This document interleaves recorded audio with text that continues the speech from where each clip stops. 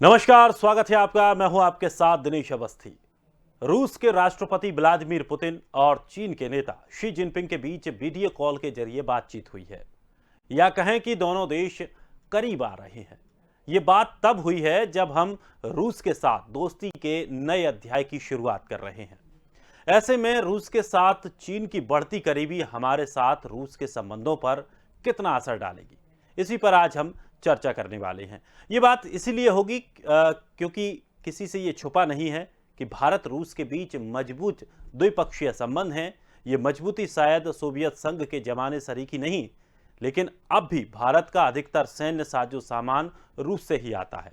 ऐसे में सवाल उठ रहा है कि रूस और चीन के बीच बढ़ती दोस्ती से भारत के रूस के साथ संबंध प्रभावित होंगे या नहीं, और अगर हुए तो इसका कितना असर देश की सुरक्षा और अंतर्राष्ट्रीय संबंधों पर पड़ेगा। भारत की 70% डिफेंस का सामान रूस से आता है, और हाल ही में पुतिन मोदी मुलाकात से रूस ने यह भी दिखाया है कि भारत के साथ उनका एक स्वतंत्र रिश्ता है। भारत और चीन के बीच किसी संघर्ष की स्थिति में रूस न्यूट्रल रहेगा, लेकिन भारत को हथियारों की सप्लाई जारी रखेगा। तो इस वक्त चीन भारत का सबसे बड़ा विरोधी है, और भारत उससे निपटने के लिए हर जरूरी कदम भी उठाएगा। पहले हम रूस से मदद लेते थे, अब रूस और चीन साथ आ रहे हैं, तो क्या हमारा झुकाव अमेरिका की ओर होगा? वैसे भी इस समय भारत के प्राथमिक संबंध रूस से नहीं, अमेरिका से हैं। हालांकि माना यह भी जा रहा है कि रूस कभी भी भारत के विरुद्ध चीन का साथ नहीं देगा, ना खुले तौर पर और ना ही छुपकर, क्योंकि भारत चीन संबंधों से भरे साल 2020 में भी रूस की भारत को हथियारों की सप्लाई लगातार जारी रही है। तो अब भारत के लिए क्या कुछ मायने इस मुलाकात के हो सकते हैं, इस पर आज हम चर्चा करेंगे। चलिए मेहमानों से आपका परिचय कराते हैं। हमारे साथ अनुपम तिवारी, रक्षा विशेषज्ञ, अखिलेश अखिल, वरिष्ठ पत्रकार, दोनों मेहमान हमारे साथ जुड़ रहे हैं। दोनों मेहमानों का बहुत बहुत स्वागत है।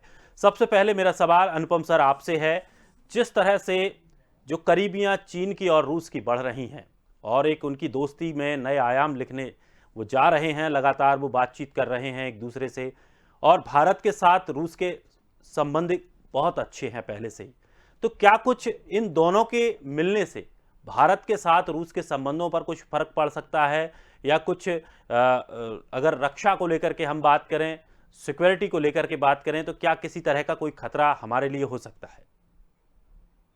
देखिए, अंतर्राष्ट्रीय कूटनीति इस तरह से काम करती है कि एक देश का दूसरे देश के साथ संबंध की को बरकरार रखते हुए भी आप तीसरे देश के साथ संबंध बना सकते हैं। और भारत की जो स्ट्रेटजी है, वो ये स्ट्रेटजिस्ट हैं, वो इस बात को लेकर के काफी संजीदा हैं, और लगातार पिछले 1-1.5 साल से इसी दिशा में कार्य हो रहा है कि चूंकि हम रूस और चीन के बीच का जो भी मेल मिलाप है उसको वीटो करने की स्थिति में नहीं है, यानी हम इस स्थिति में नहीं है कि हम उस मेल मिलाप को रोक सकें। तो जब हम उसको रोक नहीं सकते, तो क्या हम उसके बावजूद अपने संबंधों को रूस के साथ मजबूत कर सकते हैं? तो हमारी कूटनीति ने लगातार इसके ऊपर काम किया है। और अगर आप देखें जी, प्रसिद्ध राष्ट्रपति पुतिन की जो पिछले दिनों भारत यात्रा थी, उसने इस बात को और पुख्ता कर दिया है कि चीन के साथ हमारे संबंध चाहे जैसे हों, लेकिन रूस के साथ संबंधों को हम खराब नहीं कर सकते। रही अमेरिका की बात, तो अमेरिका के साथ हमारा दूसरे डायमेंशन पे काम चल रहा है। भारत भविष्य को देख करके अमेरिका के साथ जाना चाहता है। भारत अपने विकल्पों को तैयार कर रहा है, जो कि अभी तक कमोबेश पूरी तरह से रूस पर आधारित थे। अब अगर रूस के साथ दोस्ती है, तो उसका यह मतलब नहीं कि हमारी अमेरिका के साथ नाराजगी हो जाएगी, या फ्रांस के साथ या ब्रिटेन के साथ नाराजगी हो जाएगी। तो कूटनीति अंतर्राष्ट्रीय स्तर पर इसी तरह से काम करती है। हाँ, चीन से हमारे रिश्ते जरूर खराब हो रहे हैं, लेकिन उसके बाद भी देखिए, चीन से अभी तक हमने व्यापार पूरी तरह से बंद नहीं किया है, यानी हमने एक रास्ता हर जगह खोल करके रखा हुआ है। हम वास्तविकता के धरातल पर काम कर रहे हैं, और हम ये जान रहे हैं कि रूस चूंकि हमारा बहुत बड़ा साझीदार है और बहुत दिनों से काफी सशक्त साझीदार है, लगातार भारत की परेशानियों में भारत के साथ कंधे से कंधा मिलाकर खड़ा हुआ है। तो अगर कल को चीन के साथ विवाद होता है, तो उस स्थिति में अगर रूस जैसी सुपर शक्ति न्यूट्रल भी रह जाए, तो वही भारत के लिए फायदे की बात होगी। तो भारत इसी चीज इंश्योर करना चाह रहा है कि किसी भी तरह से रूस की सहायता चीन को प्राप्त ना हो, लेकिन अगर दोनों देशों में मेल मिलाप हो रहा है, दोस्ती हो रही है, तो उससे भारत को भी कोई चिंता नहीं है, क्योंकि भारत अपनी सुरक्षा करने के लिए कई सारे देशों के साथ अलग अलग संबंध बना रहा है। तो भारत की कूटनीति सही स्तर पर सही दिशा में काम कर रही है। अब आने वाले दिनों में चीन और रूस के ऊपर जिम्मेदारी रहेगी कि वो अपनी दोस्ती को भारत के खिलाफ इस्तेमाल ना करें, क्योंकि भारत ने कई सारे विकल्प अमेरिका समेत खोल लिए हैं और भारत भी ये जानता है कि इन विकल्पों का दबाव रूस के ऊपर भी पड़ेगा। यानी सिर्फ भारत की चिंता ही नहीं, रूस को भी चिंता होनी चाहिए और चीन को भी चिंता होनी चाहिए, क्योंकि दक्षिणी चीन सागर और तमाम उन इलाकों पर जहां पे चीन अपनी बादशाहत कायम करने की कोशिश कर रहा है, कई सारे देशों के साथ मिलकर के भारत अब उसको चुनौती देने लगा है।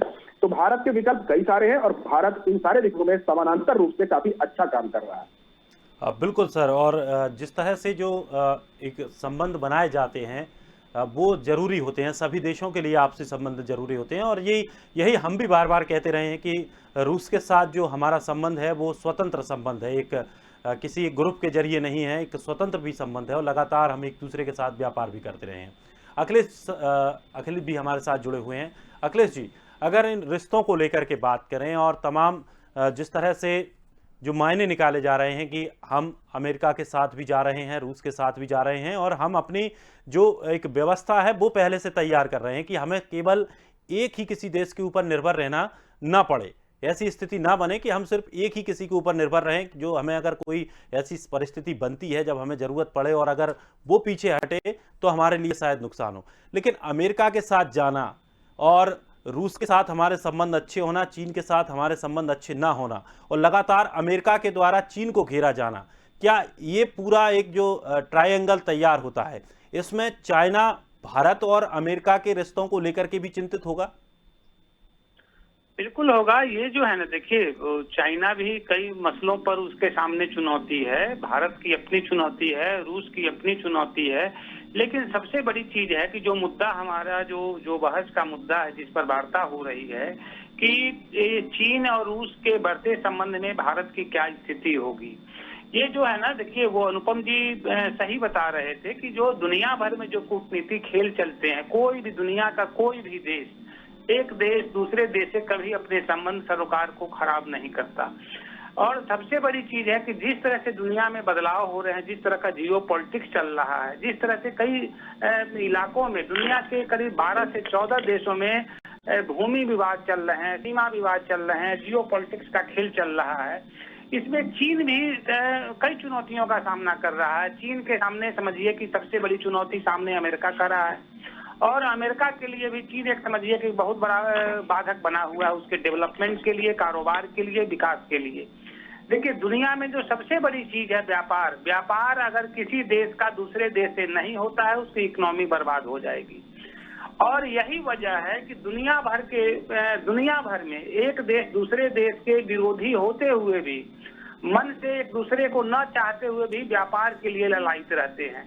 यही वजह है कि देखिए, रूस और चाइना में बीच में काफी समय तक तल्खी बनी रही, काफी विवाद भी दोनों देशों के बीच में बनी रही, जबकि दोनों देश कम्युनिस्ट कंट्री है, साम्यवादी देश है, दोनों देश की समझिए कि समझ एक जैसी है और दोनों बड़ा देश है। लेकिन सोवियत रूस के खंडन के बाद जब रूस का फिर नए तरीके से रूस का निर्माण शुरू हुआ और रूस ने कई चुनौतियों का सामना किया, और उन चुनौतियों में चाइना ने बहुत सहयोग उसका किया था, भारत ने भी काफी सहयोग किया था। अब रही बात कि भारत और रूस के बीच के संबंधों का, भारत और रूस के बीच संबंध सोवियत संघ जैसे तो वाकई में नहीं है, लेकिन एक बात जरूर है कि रूस भी हमेशा भारत के साथ खड़ा रहा और भारत भी हमेशा रूस को सहयोग देता रहा। एक इस बीच में खबर ये है, चाहे इसमें चर्चा का विषय है कि हथियारों की सप्लाई, बातें वहीं पर आ जाती है व्यापार को लेकर। अगर रूस से आप व्यापार नहीं करेंगे तो दुनिया के किसी और देश से व्यापार करेंगे। अमेरिका क्या है, दुनिया का कोई भी देश जो व्यापार करता है वणिक देश होता है, व्यापारी देश होता है। हमारे संबंध सरोकार, भारत के संबंध सरोकार अमेरिका से उतने ही अच्छे हैं, रूस से उतने ही अच्छे हैं। और अगर हम इसको ये भी कहें कि चाइना से भी व्यापार के मामले में हमारे अभी भी संबंध जैसे के तैसे बने हुए हैं तो अतिशयोक्ति नहीं होगी। नॉर्दर्न इलाकों में भारत के जो हमारा जो नॉर्दर्न सीमाई इलाका है, वहां पर अगर तल्खी को खत्म कर दिया जाए तो भारत और चाइना के बीच संबंध खराब नहीं हुए हैं। भारत और चाइना के बीच आज भी व्यापार जारी है। ठीक है, व्यापार में कमी आई है, लेकिन व्यापार अभी भी चल रहे हैं। और देखिए, व्यापार एक अलग विषय है, हथियारों की होड़ एक अलग विषय है। व्यापार दुनिया का हर देश चाहता है व्यापार बढ़े, क्योंकि उस व्यापार से उसकी इकोनॉमी जुड़ी होती है, जनता का विकास जुड़ा होता है। और यही वजह है कि दुनिया में जिस तरह के ट्रायंगल की बात आपने कही, जाहिर सी बात है अमेरिका और भारत के रिलेशन बने रहेंगे, भारत और रूस के रिलेशन भी बने रहेंगे।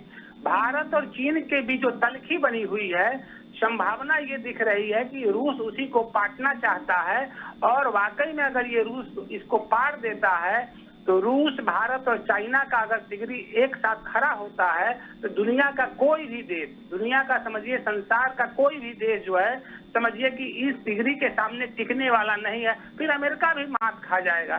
तो अमेरिका की कोशिश हमेशा ये बनी रहती है कि समझिए कि 3-4 ये जो बड़े कंट्री हैं आपस में न मिले, क्योंकि उनकी मठाधीशी खत्म हो जाएगी। तो इसमें सबसे बड़ी महत्वपूर्ण चीज ये है कि आखिर पुतिन चाहते क्या हैं। पुतिन की सबसे बड़ी सोच ये है कि किसी भी तरह से भारत और चाइना के सरोकार बढ़े, लेकिन भारत को नीचा दिखाकर नहीं। रूस हमेशा भारत के साथ खड़ा रहा है, कम्युनिस्ट कंट्री दोनों होते हुए भी समझिए कि चाइना और रूस हमेशा भारत के हित की बात करता है। केवल हथियार की बात छोड़ दीजिए कि हमको हथियार कहाँ से मिलता है, हथियार तो आप खरीदते हैं, फिर जंग लग जाता है, खत्म हो जाता है। दुनिया के विकास के लिए समझिए, मानवता के विकास के लिए दुनिया में जो भी हो रहा है वो महत्वपूर्ण है। साइंस टेक्नोलॉजी में भी जो विकास हो रहा है वो महत्वपूर्ण है। इसलिए आज की जरूरत ये है कि भारत और चाइना में संबंध बने। चाइना के साथ दिक्कत क्या है कि चाइना केवल हमारे उत्तरी सीमा पर विवाद पैदा किए हुए है, अरुणाचल को लेकर, लद्दाख को लेकर, वहाँ सीमा पर वो विवाद है। रूस उसमें चाहता है कि दोनों ये विवाद खत्म हो, और ये अगर विवाद वाकई में खत्म हो जाता है, और भारत भी ये चाहता है, अगर ये विवाद खत्म होता है और रूस की पहल से खत्म होता है तो एक बहुत बड़ी उपलब्धि भारत के लिए भी होगी, चाइना के लिए भी होगी और रूस के लिए भी हो सकती है ये बात। तो इसको इस संदर्भ में देखना चाहिए, क्योंकि अगले महीने समझिए कि जी लगता है आवाज नहीं आ पा रही है, संपर्क नहीं हो पा रहा है। हम दोबारा से जुड़ेंगे, पुनः जुड़ने की कोशिश करेंगे। अनुपम सर लगातार हमारे साथ बने हुए हैं। अनुपम सर, जिस तरह से अभी जो बातें, तमाम बातें कहीं अखिलेश सर ने कि जो एक अगर रूस की ये प्लानिंग है कि चाइना और भारत के साथ जो विवाद है उसको पाट कर एक नया एक गठन करने की कोशिश की जा रही है कि एक नई ताकत बनाई जाए, जिससे कि और भी कोई बड़ा जो सुपर पावर अगर कोई कंट्री रहे तो वो एकदम सीधे ना टकरा पाए। लेकिन अगर इसी के बीच में पाकिस्तान को भी देखें, जिस तरह से चाइना पाकिस्तान को भरण पोषण कर रहा है, उसको पाल रहा है, आतंकवादियों को भी वो तैयार करवा रहा है, उनको कहीं ना कहीं एक उनको जीवन रक्षक उनका बना हुआ है चाइना। अगर भारत और विवादों को छोड़कर चाइना के साथ जो और विवाद हैं उनको छोड़कर सहमत भी हो जाता है, तो इस बात पर कैसे सहमति हो पाएगी? देखिए, चाइना के साथ भारत के विवाद तभी सुलझेंगे जब भारत उसकी महत्वाकांक्षी परियोजना BRI को एक्सेप्ट कर लेगा, जो कि भारत करने की स्थिति में नहीं है। तो यहीं से अगर आप जमीनी स्तर पे देखें, अभी फिलहाल भारत और चाइना के विवाद का कोई अंत दिखाई नहीं दे रहा है। रूस इसकी पहल जरूर कर रहा है, जैसा अखिलेश जी बता रहे हैं, वो बिल्कुल सहमत हो। रूस अगर इस चीज की पहल कर रहा है तो राष्ट्रपति पुतिन एक बहुत ही महत्वाकांक्षी योजना पर काम कर रहे हैं। वो ये चाहते हैं कि भारत, रूस और चीन एक ही पटरी पर आ जाए, जो कि अभी संभव नहीं दिख रहा है, क्योंकि भारत के अपने हित हैं और चीन के अपने हित हैं। लेकिन हाँ, विवाद इतना न बढ़े कि युद्ध की नौबत आ जाए, इस बात के लिए पुतिन साहब के प्रयास की सराहना करनी चाहिए कि अगर वो सफल होते हैं और भारत और चीन के बीच जो फिलहाल सीमा पर जो टेंशन है, जो तनाव है, उस तनाव से किसी तरह से मुक्ति मिल जाए भारत को और चीन दोनों को, तो हो सकता है कि आने वाले दिनों में संबंधों में कुछ मधुरता आ जाए। अब इससे आपका प्रश्न अगर हम जोड़े कि पाकिस्तान एंगल से भारत कैसे निपटेगा, तो पाकिस्तान एंगल भारत की उसी जड़ का, मतलब उसी प्रोजेक्ट का हिस्सा है, BRI का ही हिस्सा है। पाकिस्तान के साथ चीन का जो मेल मिलाप है, तो भारत जब BRI को एक्सेप्ट नहीं करेगा तो पाकिस्तान के साथ मिलने की कोई संभावना ही नहीं है। तो और जब तक भारत इस BRI प्रोजेक्ट में नहीं घुसेगा, तब तक चीन और पाकिस्तान इस बात का फायदा उठा करके भारत को घेरने का प्रयास करते रहेंगे। तो भारत को सेना के साथ ही नहीं, सेना के बिना भी 2 फ्रंट वार की लड़ाई लड़नी पड़ेगी, और यही हकीकत है। इस हकीकत से हमको तैयार रहना पड़ेगा। इसको जूझने के लिए हमें अपने अंदर मादा तैयार करना पड़ेगा। और इससे हम जूझें कैसे? देखिए, लड़ाइयां सिर्फ सरहद पर नहीं लड़ी जाती है, कई सारे स्तरों पर लड़ी जाती हैं। अब कूटनीतिक स्तर पर जो लड़ाई चल रही है, भारत को दो तरफ से खतरा है, पाकिस्तान की तरफ से भी और चीन की तरफ से। और इसी लड़ाई का जो पक्ष है वो कभी अमेरिका के दरवाजे पर, कभी रूस के दरवाजे पर, कभी फ्रांस के, कभी इजराइल के दरवाजे पर भारतीय राजनयिकों को देखा जाता है। यानी बहुत ही सख्त तरह से भारत इस युद्ध को लड़ रहा है कूटनीतिक स्तर पर। भारत अपनी चालों को अपने सुरक्षा की दृष्टि से तैयार कर रहा है, अपनी सीमाओं को और अपनी जो व्यापार को या कुछ भी अपने कल्चर को सुरक्षित रखना भारत का अधिकार है। तो भारत इसी तरह से अपना काम करता रहेगा। पाकिस्तान, जिसका कर्तव्य है भारत को परेशान करना, और वो भारत को परेशान करता रहेगा। इसलिए भारत पाकिस्तान को लेकर के ज्यादा आशंकित नहीं है, क्योंकि उस दुश्मन के बारे में भारत जानता है। पिछले 70 सालों से उसकी चालों को भारत समझ रहा है। लेकिन चीन एक चीन की समस्या ऐसी रही, कभी वो भारत के नजदीक दिखता है, कभी विरोध में दिखता है, कभी शांत दिखता है। तो आज की, लेकिन इसी वजह से चीन को लेकर के हमारी जो आकलन है और जो हमारी नीतियां हैं समय समय पर बदलती रहती हैं। चीन की जैसी चाल होती है हम उसी हिसाब से जवाब देते हैं। आज अगर चीन हमको घेरने का प्रयास कर रहा है तो हम भी उससे बचाव का भी प्रयास कर रहे हैं और उनसे उसको घेरने का प्रयास कर रहे हैं। रूस के साथ जरा गठबंधन हो रहा है, जो पहले से चला रहा था उसको फिर से मजबूती दी जा रही है। अमेरिका के साथ नए रिश्ते खोले जा रहे हैं। फ्रांस, इजराइल और तमाम मध्य एशियन कंट्रीज के साथ भारत अपने रिश्तों को तलाश रहा है। आप देखिए, चीन को घेरने की जो तैयारी है वो बहुत ही संजीदा है और बहुत ही पुख्ता है। अब चीन को यहाँ पे ये देखना है कि वो कब तक पाकिस्तान जैसे अपने पालतू की तरफदारी करते हुए भारत जैसे एक भविष्य की बड़ी शक्ति को नकार सकता है। अब इस रियलाइजेशन को चीन जब समझ लेगा तब वो अपने आप अपनी सारी गतिविधियां छोड़ करके भारत के पाले में आ जाएगा। तो इस समय का हमें इंतजार करना पड़ेगा। और ये समय कब आएगा मैं ये भी बता दूं, जब तक सत्ता में शी जिनपिंग बैठे हैं तब तक वो भारत को परेशान करने के हर प्रयास करते रहेंगे, क्योंकि शी जिनपिंग अपने आप को लार्जर देन लाइफ नेता मान चुके हैं। वो ये मान चुके हैं कि चीन की नियति उनके माध्यम से ही बदली जाएगी, जबकि वो इस हकीकत को नहीं जानते कि उनसे पहले बहुत सारे नेता आए और बहुत सारे उनके बाद भी आएंगे। कोई एक व्यक्ति एक राष्ट्र नहीं बनाता है। चीनी नागरिकों को इसके ऊपर विचार करना पड़ेगा। और शी जिनपिंग की जो भी ये सोच है, जो सनक है, उससे उसको निजात चीन के नागरिक ही दिला सकते हैं। भले ही वहां कम्युनिस्ट शासक रहे, लेकिन चीन के नागरिकों ने पहले भी दिखाया है कि वो ऐसे कम्युनिस्ट शासकों का जो गैर वाजिब विरोध है उसका विरोध करते रहेंगे, चाहे उनके ऊपर कितना भी दमन किया जाए। चीन प्रोपेगेंडा वार के माध्यम से भी अपने नागरिकों को दबाता है, लेकिन आप देखिएगा अगर भारत जैसी शक्तियां इस मामले में खुलकर के बोलना शुरू कर दें, जैसे तिब्बत की समस्याएं हैं या शिंजियांग की समस्याएं हैं, इनको अगर अंतर्राष्ट्रीय समर्थन मिलने लग जाए तो चीन के नागरिक खुद चीन की इस दमन का, इस सत्ता का विरोध करने लग जाएंगे। तो भविष्य क्या होता है ये अभी सिर्फ कल्पना है, यानी अभी सिर्फ जल्दबाजी है कहना। लेकिन मुझे लगता है कि भारत की जो कूटनीतिक खेल है वो इस दिशा पर काम जरूर कर रही होगी। बिल्कुल सर। और जिस तरह से अगर कूटनीतिक एक बात करें कूटनीतिक रणनीति का, तो ये भी शायद उसी की पहल है कि जो व्यापार में कमी आई है चीन से, चीन के साथ जो पहले व्यापार था वो काफ़ी ज़्यादा था, अब बहुत कम व्यापार रह गया है, उसका भी शायद चीन को भारी नुकसान भुगतना पड़ रहा होगा। तो कूटनीति के साथ आर्थिक नाकेबंदी तो बहुत आवश्यक है। व्यापार में कमी लाई जा रही है, कूटनीतिक रिश्तों को चीन के साथ जो परस्पर द्विपक्षीय रिश्ते हैं उनमें कमी लाई जा रही है। देखिए आप, और जो सैन्य ताकत है उसको चीन के हिसाब से बढ़ाया जा रहा है। अभी तक हम सिर्फ S-400 मिसाइल सिस्टम की परचेज को लेकर खुश थे, अब हम एक कदम आगे बढ़कर के S-500 की बात करने लग रहे हैं। यानी एक तरह से आर्थिक, रणनीतिक और कूटनीतिक तीनों तरह की मोर्चेबंदी चीन के खिलाफ करी जा रही है। और इस लिए करी जा रही है, जैसे मैंने पहले कहा था कि भारत चीन और रूस के आपसी रिश्तों में वीटो नहीं लगा सकता है, लेकिन अपनी तैयारी को पुख्ता जरूर कर सकता है। तो मतलब ये मान सकते हैं कि अगर चीन और रूस अगर करीब आ भी रहे हैं तो उसमें हमें कोई विशेष नुकसान नहीं है। हमको नुकसान तो है, देखिए लॉन्ग टर्म में तो नुकसान है, लेकिन हमको नुकसान इस दशा में नहीं होगा कि हम अपने रिश्ते रूस के साथ सामान्य रखें। जैसा मैंने कहा था कि अगर भारत और चीन के विवाद में रूस न्यूट्रल भी रहता है तो ये भारत की विजय होगी, क्योंकि चीन जितना समझ रहा है रूस उतना हिमायती चीन का नहीं होने वाला है। भारत के साथ उसके रिश्ते सुदृढ़ हैं और आगे भी सुदृढ़ रहेंगे। तो शायद उसे भविष्य भी दिखता है कि यहाँ पर चाहे व्यापारिक तौर पर हो या सांस्कृतिक तौर पर हो, कि भारत का एक जो सिस्टम है वो ज्यादा मजबूत है। हकीकत यही है। और रूस की और जो भारत की जो मेल मिलाप है वो पंडित नेहरू के जमाने से चली आ रही है, बल्कि आजादी पहले से ही रूस उन देशों में शामिल था जो कि ब्रिटेन से भारत की आजादी का बहुत पक्षधर हुआ करता था।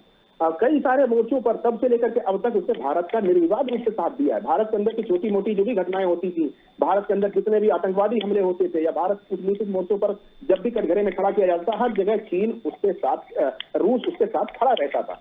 तो जब रूस को ये लगता है कि सांस्कृतिक रूप से भारत उससे बहुत करीब है, आप कल्चरल आदान प्रदान को देख लीजिए, आप फिल्मों का जिक्र कर लीजिए, राज कपूर वहां पर इतने लोकप्रिय अभिनेता हुआ करते थे, जितना शायद उनको भारत में पसंद किया था उतना ही वो वहां पर भी लोकप्रिय हुआ करते थे। इसके साथ ही साथ जो एक खेल खिलाड़ियों की परंपरा है, चेस का खेल वहां भी उतना ही लोकप्रिय है और भारत में भी उतना ही लोकप्रिय है। हमारे जितने ग्रैंड मास्टर्स हैं और रूस के जितने ग्रैंड मास्टर्स हैं उनमें आपस में बड़े अच्छे मेल मिलाप हुआ करते थे। तो ये जो सांस्कृतिक आदान प्रदान है, इसकी परंपरा आजादी के तुरंत बाद से पड़ गई थी। आपको एक घटना मैंने कहीं पढ़ी थी कि जब राज कपूर साहब पहली बार गए थे रूस में, अभिनेता राज कपूर, तो उनको वीजा नहीं दिया गया था और रूस की तरफ से आधिकारिक रूप से कहा गया था कि इतनी बड़ी हस्ती को रूस आने के लिए वीजा की आवश्यकता नहीं है, वो जब चाहे तब आ सकते हैं। वो प्राइवेट प्लेन पे गए और उनका इतना भव्य स्वागत किया गया था जैसा बड़े बड़े राजनेताओं का हुआ करता है। तो इस मेल मिलाप को ही ये मानना पड़ेगा कि भारत और रूस के रिश्ते इतने कमजोर नहीं है कि वो छोटी मोटी घटनाओं से या किसी तीसरे देश की वजह से खटास में पड़ जाएंगे। इनमें कमी या बढ़ोतरी समय समय पर होती रहती है और उसके पीछे कारण ये होते हैं कि हर समय की अपनी कुछ पर्टिकुलर रिक्वायरमेंट होती हैं और उन रिक्वायरमेंट को पूरा करने के लिए हर देश प्रयासरत रहता है। बिल्कुल, और उसको लेकर के मनमुटाव अभी नहीं होना चाहिए, थोड़ा सा वेट करना चाहिए, जो कि भारत की एक शुरू से आदत रही है कि हमेशा देखकर सोचकर फिर उसके बाद फैसले लेते हैं। अखिलेश सर वापस हमारे साथ जुड़ गए हैं। अखिलेश जी, आप अपनी बात पूरी कीजिए।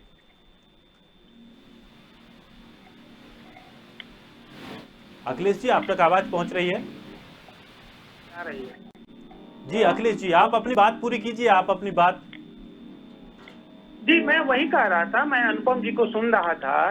मेरा ये कहना है कि रूस और चाइना के बीच जो भी संबंध सरोकार बनते दिख रहे हैं उससे भारत को घबराना नहीं चाहिए। भारत के संबंध सरोकार अपनी जगह है, क्योंकि दुनिया में हर देश जो है ना एक दूसरे देश से संबंध रखते हैं और इसमें जो है भारत को बल्कि खुशी होगी कि रूस और चाइना के संबंध बने रहे। उनके संबंध पहले से भी थे। अब उसमें जो पाकिस्तान का मसला है, पाकिस्तान के मसले से भारत को कोई मतलब नहीं है। देखिए, पाकिस्तान आजादी के बाद से ही समझिए कि वो अपनी उच्छृंखल भावना भारत को दिखाता रहा है, दंगा फसाद करता रहा है, आतंकी हमले करवाता रहा है, लेकिन उससे भारत घबराता नहीं। असली मसला जो है चाइना को लेकर है। चाइना को लेकर जो भारत के संबंध सरोकार जो बिगड़ते दिख रहे हैं उसको कैसे पाटा जाए, उसको कैसे बेहतर किया जाए, वह चाइना के लिए भी बेहतर है और भारत के लिए भी बेहतर है और मानव कल्याण के लिए भी बेहतर है। संभव है कि इसी को पाटने के लिए रूस या पुतिन जो है जो भी प्रयास कर रहे हो उसी दिशा में कोई एक कदम हो और यह सब जो है भारत की कूटनीति के तहत ही हो रहा है। देखिए, रशिया और चाइना के संबंध आज के नहीं है, उनके पुराने संबंध सरोकार हैं। भारत और रूस के संबंध पुराने सरोकार हैं, कोई हथियार खरीदने तक ही सीमित नहीं है। इनके सांस्कृतिक, हमारे और रशिया के भी सांस्कृतिक सरोकार भी है। 1962 के चुनाव के बाद जो है, वो लड़ाई के बाद जो है, देखिए यही भारत और चाइना के लोग जो है हिंदी चीनी भाई भाई के नारा लगाते थे। बहुत अच्छे संबंध सरोकार थे। लेकिन देखिए क्या है, हर देश की अपनी समस्या है, चुनौती भी है। कभी भौगोलिक चुनौतियां खड़ी होती है, कभी तमाम तरह की चुनौतियां खड़ी होती है। तो ऐसे को लेकर अभी जो नॉर्दर्न इलाके में चाइना की जो भी अपनी हरकत चाइना करता दिख रहा है, वो समझिए भारत को कभी मान्य नहीं है। ये अच्छा में भी है। अगर चाइना इस पर कंट्रोल करता है, चाइना इसको रोकता है, तो भारत से भी उसके संबंध वैसे ही बने रहेंगे जैसे पहले बने हुए थे। और इस पूरे प्रक्रिया में पाकिस्तान कहीं नहीं आता है। देखिए, पाकिस्तान तो उसका खिलौना है, चाइना का भी हाल का खिलौना है। चाइना के संबंध 8-10 कंट्री के साथ ऐसे रहे हैं जो समझिए जहां पर उनका सीमाई विवाद हुआ और उनको कर्जा देकर उस कंट्री को बर्बाद किया। उसी बर्बादी के कगार पर आज पाकिस्तान भी जाता दिख रहा है। पाकिस्तान में जो भी उसका चाइना का डेवलपमेंट हो रहा है, जो प्रोजेक्ट चल रहा है, उसे अपना चाइना का लाभ है, उसे पाकिस्तान को कुछ नहीं मिल रहा है। उसको पाकिस्तान को लग रहा है कि चाइना का बरदहस्त पाकर भारत को हम तबाह कर रहे हैं। भारत तबाह कभी नहीं होगा, तबाह होना भी नहीं है। और भारत जो है चाइना को हमेशा ये पाकिस्तान को जवाब देता रहा है। तो ये तमाम स्थिति है। इसलिए पुतिन जो भी चीज कर रहे हैं और अगले महीना पुतिन और जिन जिनपिंग की जो मुलाकात होनी है, वो समझिए काफी मुलाकात बेहतर होनी है और उसी मुलाकात में भारत को भी शायद बुलाने की बात की जा रही है। अगर पुतिन और चाइना और भारत के बीच अगर ये बैठक होती है और ये समझिए बैठक बैलेंस होती है, समझिए कि लद्दाख सीमा को लेकर भी समझिए इस पर बातचीत होती है, तो इससे बेहतर कुछ नहीं हो सकता है। और यह दक्षिण एशिया क्या पूरे दुनिया की पूरी दुनिया के लिए एक बेहतर समझिए कि ये एकीकरण हो सकता है और हर देश एक दूसरे देश के साथ समझौता पूर्वक और शांति पूर्वक रहे और एक दूसरे का मदद करे, इससे बेहतर क्या होगा। बिल्कुल। और हमारी तो ये परंपरा रही है कि हम हमेशा से विश्व कल्याण की बात करते रहे हैं और हम ये चाहते भी हैं कि केवल लड़ाइयों से ना जीता जाए, प्यार से और शांति से एक दूसरे को जीता जाए, वही जीत हमारे लिए सबसे बड़ी जीत होती है। दोनों मेहमानों का हमारे साथ जुड़ने के लिए बहुत बहुत शुक्रिया। बड़ी महत्वपूर्ण जानकारियां आपने दी और मुझे उम्मीद है कि दर्शकों को वाकई बड़ी रोचक ये जानकारियां मिली होंगी। तो शी पुतिन की जो मुलाकात हुई है उससे फिलहाल तो भारत को घबराने की जरूरत नहीं है। अब देखना ये होगा कि आगे क्या कुछ समीकरण बनते हैं। फिलहाल इस खास कार्यक्रम में इतना ही। ताजा तरीन खबरों के लिए आप बने रहिए स्वदेश के साथ। सबसे पहले देश।